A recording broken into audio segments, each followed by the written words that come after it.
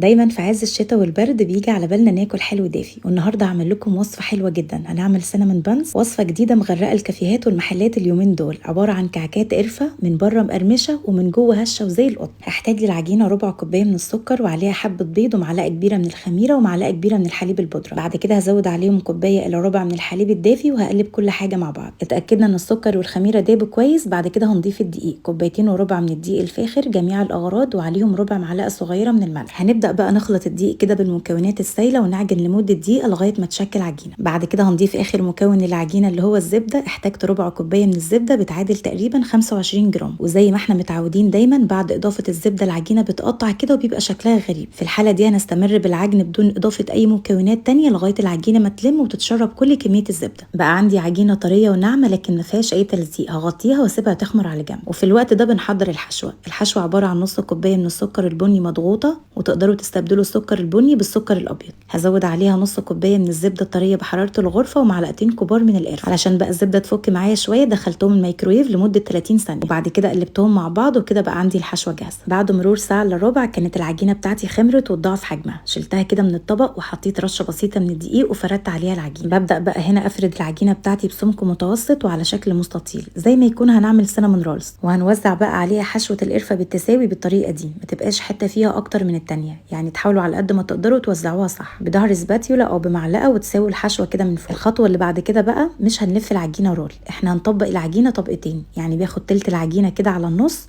وبعد كده باخد التلت التاني اقفل بيه العجينه، وكده يبقى قفلنا العجينه مظبوط. هقلب بقى العجينه بتاعتي على الناحيه التانيه، ولو حسيتوا ان في اي حتت كده مش مظبوطه في العجين تسووها بايديكم او تمشوا عليها كده بسيط بالنشابه، وما تضغطوش قوي علشان الحشوه اللي جوه. طبعا الزوايد اللي بتكون في الحروف دي مش محتاجينها فهنقصها. وهنبدا بقى بعد كده نقسم العجينه لقطع متساويه، بنعمل عليها كده خطوط سطحيه من فوق علشان نظبط المقاس. عايزين عرض القطعه الواحده يكون بعرض 3 صوابع كده جنب بعض. قسمتها تقريبا 8 قطع متساويين قد بعض، ونبدا بقى نشكل.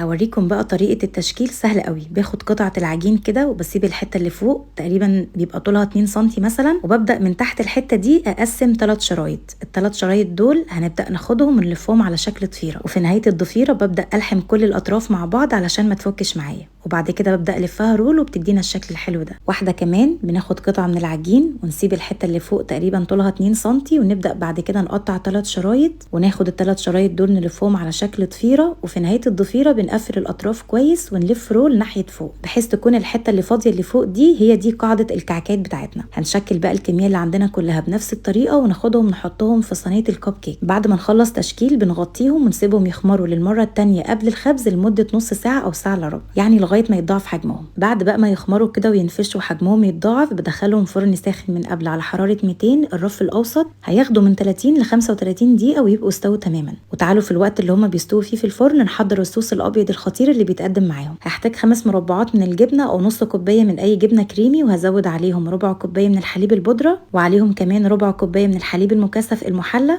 واخر حاجه معلقتين كبار من الحليب الدافي. ممكن بقى نضرب كل ده في الخلاط او بالهاند بلندر 5 دقايق بس كده لغايه ما يكون عندنا قوامهم ناعم قوي ما فيهوش اي تكتلات، وكده يبقى حضرنا ألذ صوص ابيض يتقدم مع الكعكات الحلوه دي. وده كده يعتبر الخيار الاول اللي تقدروا تقدموا بيه. الخيار التاني بقى ان انتوا تلفوهم بسكر وقرفه، يعني تقريبا كوبايه سكر وتقلبوا فيهم معلقتين كبار من القرفه، وبعد كده تاخدوا الكعكات دي وهي سخنه كده وخارجه من الفرن وتقلبوهم او تلفوهم في السكر والقرفه. تقدروا تقدموها كده وتقدروا تقدموها كده، المفضل بالنسبه لكم. شوفوا بقى جمالهم بعد ما خرجوا من الفرن، واخدين لون يجنن، مقرمشين من بره يعني فيهم طبقه كراست كده من فوق، ومن جوه طريه وزي القطن. شكلهم بجد لوحة فنية. أنا حقيقي مش هين عليا أكلهم من كتر جمالهم. من ألذ وأطعم الوصفات الشتوية بامتياز اللي ممكن تجربوها في الجو ده. كل عشاق السينامون رولز والقرفة عموما لازم يجربوا الوصفة دي، ومتأكدة هيدمنوها طول الشتاء. شايفين بقى من جوه؟ عايزة أوريكم الطبقات اللي فوق بعضها، طبقات فوق طبقات طرية وزي القطن من جوه ومن بره مقرمشة. أنا بالنسبة لي حبيتها قوي مع الصوص الأبيض. عايزة أقول لكم قفلت الكاميرا وقعدت أغرقهم بالصوص وآكل، يعني ما كنتش قادرة أوقف من جمالها. وعندي جزء طبعا في البيت حبوها كده ملفوفة بالسكر بالقرفه، يعني كل واحد وحسب ذوق. ممكن طبعا تحطوا عليها صوصات تانية زي صوص الشوكولاته او صوص الكراميل، وممكن كمان خلاف كل ده تدوها رشه كده من السكر البودره وتاكلوا. انا بجد عايزاكم تجربوا الوصفه دي لان فعلا انتوا تستاهلوا تجربوا حاجه بالجمال ده. المقادير كالعاده هسيبها لكم تحت الفيديو، لازم تجربوا الوصفه دي وتبعتوا لي الصور. وبس كده خلصت معانا وصفه النهارده، بتمنى تكون عجبتكم.